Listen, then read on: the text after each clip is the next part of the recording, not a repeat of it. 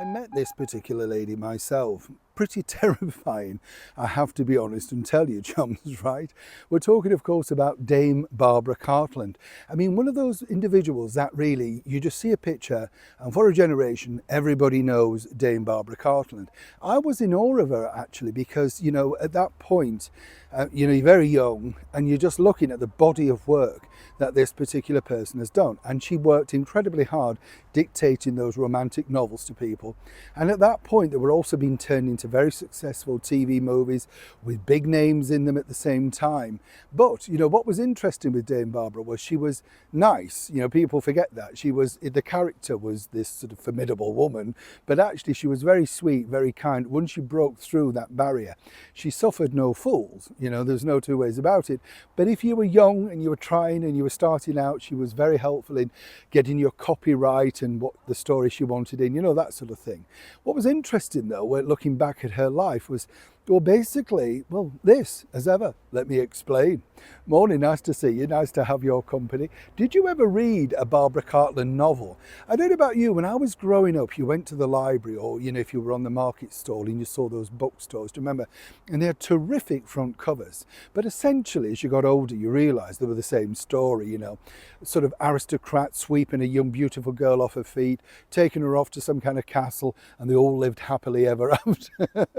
But, you know, it made her millions. She was very, very successful for many years. In fact, starting her very first novel as when she was a flapper girl, a 1920s flapper girl, very glamorous thing, and then of course just did incredibly well around the world.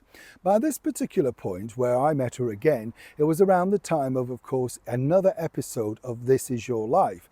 Now, This Is Your Life was a terrific show back in the day. This was the second time around for Dame Barbara. She'd already been captured in 1958 by Eamon Andrews at the BBC TV studios, I believe in Shepherd's Bush actually at the time.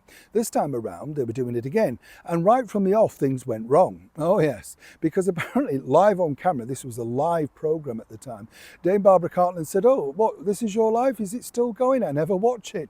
Not the sort of thing you need to say live on camera. This was Dame Barbara. She had incredible guests when you think about it, you know, lords, ladies, aristocrats, famous people, film stars, all of that sort of stuff.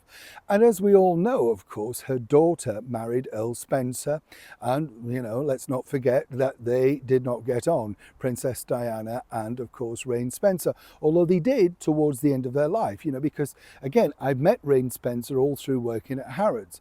And what was interesting about Rain Spencer was the fact that, you know, again, over the top look, but a very nice lady, you know, just very sweet. She had this incredibly, you know, what we'd say cultured voice, but that behind that, she was just a laugh. She just enjoyed life. She wanted to have fun, and it didn't matter. I always felt that she was given a bad rap. What was interesting here, though, is literally at this particular point, This Is Your Life had gone down the Barbara Cartland route for obvious reasons. They were hoping to land some of the biggest names, including, of course, Princess Diana. And what was interesting about this particular thing was that it almost looked like it was about to come off.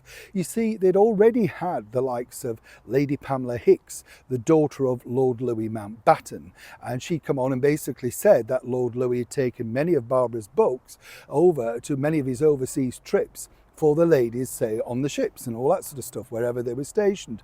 But apparently they took off with a lot of the men who liked to read them as well. This created quite a lot of fun. But the big name, the cheese that they really were hoping to get on camera from that was none other than basically a videotape wonderful message from Lady Diana. Now remember, at this particular point, there's no way that this would happen, even though Barbara Cartland got on well with Diana individually against her daughter, Rain.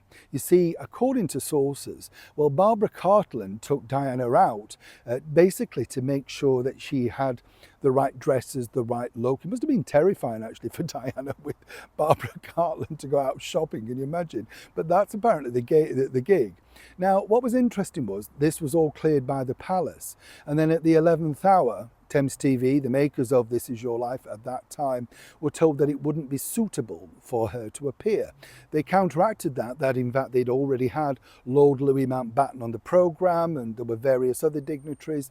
They just wondered if, perhaps the Princess of Wales could spare a few moments. According to sources, Diana was very keen, but other people felt that the programme was too low grade. This was because it was on a commercial channel. Hard to imagine this, but this is many years ago. Things are a bit different then, right?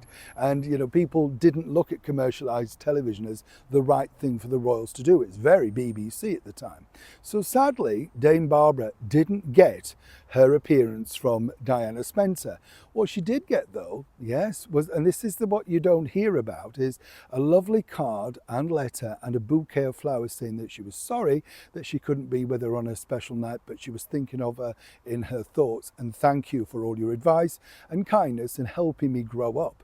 Of course, also on video was none other than Earl Spencer, and I have this from good authority that he too was very sad that his daughter didn't appear, but as he said, she did the right thing, and of course that's all we can ever ask from anybody. Interesting backstory though. Let me know if you agree. Neil Sean in the very heart of Kensington.